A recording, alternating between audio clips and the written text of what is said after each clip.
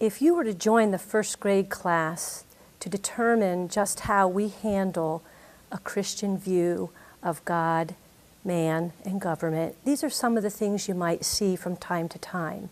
There's a variety of things that we do, and yet these are just a few of my favorites that I decided to point out today.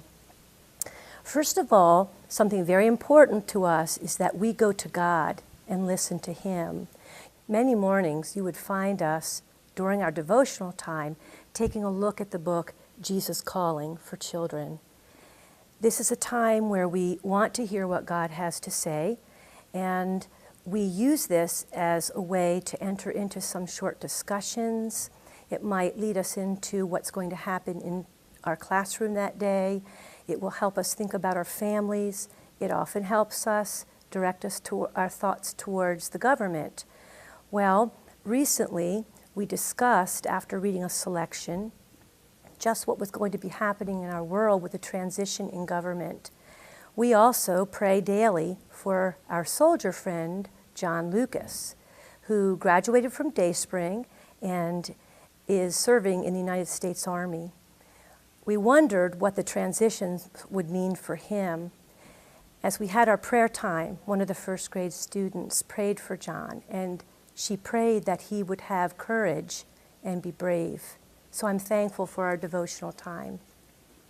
Another way that we can learn about how our government was formed is by our literature study of Abigail Adams. We're just about finished reading about Abigail Adams.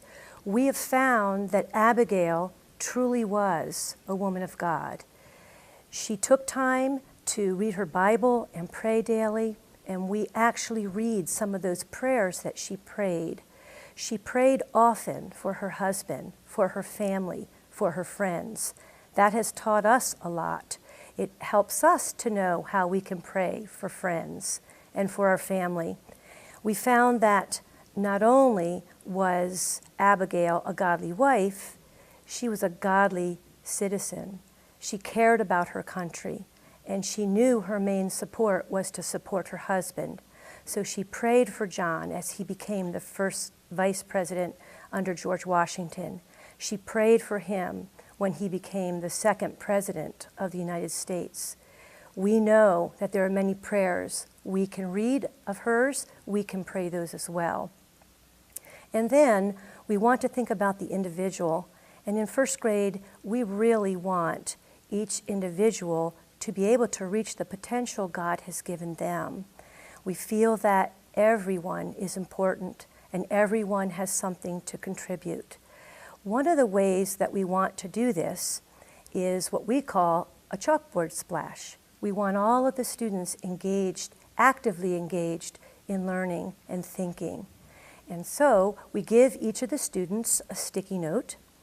We place on the whiteboard or the chalkboard spaces for letters that we're going to use to spell either a new word that we're learning, a new character trait, a topic of study.